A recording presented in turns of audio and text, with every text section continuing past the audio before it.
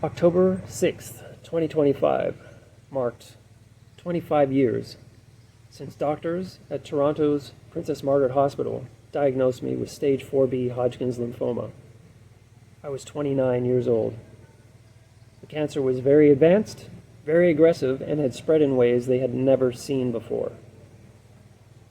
That was coming from one of the top 5 cancer research centers on Earth, and none of that was encouraging. 25 years. That's almost half my lifetime ago. 25 years I almost didn't get. This is a video about how facing death at 29 fundamentally changed everything. How I saw my future, how I spent my time, and what I decided truly mattered to me. It's also the main reason why I chose to leave the West and travel full-time, instead of remaining in a system and a life that was slowly killing me. For over a year, I fought for my life, every single day. The cancer came back at 30 and I had to do it all over again. I survived. Twice. And I'll be honest, when I was first diagnosed, there was no silver lining, no inspirational moment where I thought, wow, this is a gift. It was sheer terror. It was excruciating pain. I was looking at my future, staring into the abyss, and seeing only uncertainty. If someone had told me then that cancer would be one of the most important things that ever happened to me, I would have told them to go to hell. But now, 25 years later, I can finally say cancer was a gift. Not the kind of gift you would ever want or ask for, but a gift nonetheless. Here's some of what cancer gave me. It showed me who my real friends were, who showed up when things got dark, who I could actually rely on, who had my back. And just as importantly, who couldn't handle it, who disappeared, who I thought would be there, but wasn't. And that clarity, at the lowest point in my life, was absolutely brutal, but it was also invaluable. I cut all ties with people who were not there to support me in my darkest hour. Cancer gave me something most people don't get until it's too late. The knowledge that time is limited, not as an abstract concept, but as a lived reality. I felt it in my bones, literally. When you're 29 and facing your own mortality, everything crystallizes. You stop taking things for granted. You stop assuming there will be time later or someday.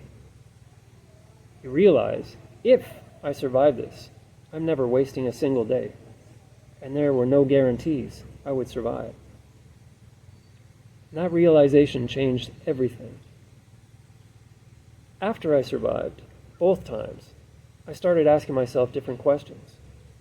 Not, what should I do, but what do I actually want in my life? What's important to me? Not what's expected of me, but how do I want to spend my time? Not who should I surround myself with, but what kinds of people do I really want in my life? Now, these sound like very simple questions, but most of us never really answer them. We just go along, follow the path of least resistance, do what we're supposed to do. Cancer stripped away all of that. It made me realize that my health, my life, was too precious to waste in the service of other people's goals. If I was going to survive, I was going to live on my own terms, unapologetically. I prioritized my health even more than I already had. I stopped doing things just because I felt obligated. I started paying attention to who I spent time with, how I spent my time, and why. I stopped taking for granted that tomorrow was guaranteed. Because the truth is, the future is promised to no one. That shift in perspective, it's why, in 2022, I sold my condo in Toronto at the height of the real estate boom, put everything in storage, and left. Not because I was running away from something, but because I was running toward something. I'd spent over 20 years at that point, really knowing that life is fragile, that the future is promised to no one. that if there are things I want to do, places I want to see, experiences I want to have, I need to do that now, while I have my health, while I have the ability, and most importantly, while I still have time. People thought I was nuts, but here's what they didn't understand. I've already faced the worst case scenario. I've stared death in the face twice and survived. So what do I have to be afraid of after that? Uncertainty? People judging me? Not following some traditional path? Those things are utterly meaningless in comparison to the regret of wasting the life I fought so hard to keep. 25 years ago, cancer forced me to confront the truth that most people avoid. We're all running out of time. Like Jim Morrison said, no one here gets out alive. The only difference is, I got a wake-up call. I saw how quickly it can all end. I felt what it's like to have your future ripped away from you in the prime of life.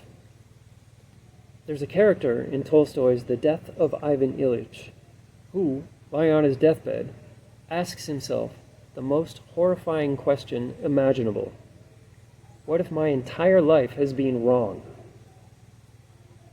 Ivan Ilyich did everything right according to society. He followed the rules, met expectations, climbed the ladder, checked all the boxes. But he never once stopped to ask himself what he actually wanted in his own life. He just went along to get along.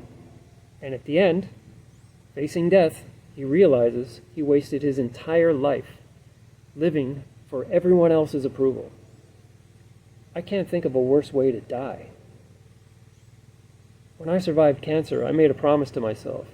I would never be that guy. I would never be Ivan Ilyich. I would never get to the end and ask, what if my entire life has been wrong? Instead, I would prioritize what actually matters to me. I would surround myself with people who add to my life, not who take from it. I would spend my time doing things that are meaningful to me, not things that just look good on social media. I would live intentionally, purposefully, on my own terms, unapologetically. And at the end of my life, I will look back and say, I am so glad I did that. I'm so grateful I've had these experiences with the important people in my life. I'll look back on a life well lived, on my own terms, with countless fond memories. Because cancer taught me, in the hardest way possible, that time is the only currency that actually matters. You can always get more money. You can never get more time, and once it's gone forever. I'm not saying that you need a cancer diagnosis to start living your life, and I sincerely hope that you never have to experience anything like what I lived through. But I am telling you this, don't wait for a wake-up call to start asking yourself these important questions. What do you actually want in your life? How do you want to spend your time? With whom do you want to spend your time, and why? These aren't rhetorical questions. They're the questions that must inform every decision you make. 25 years ago, today, I was given a second chance, and then a third chance. Every day since then has been borrowed time, and I refuse to waste any of it. October 6, 2025 marks 25 years since diagnosis. That's 25 years I almost didn't get. 25 years of living on my own terms. 25 years of never taking a single day for granted. And I plan to keep living that way for as long as I have left. Your time is running out. Right now. Every second you waste living an inauthentic life is a second you will never get back. Don't wait. Start living the life you want on your terms, and start today. The future is promised to no one.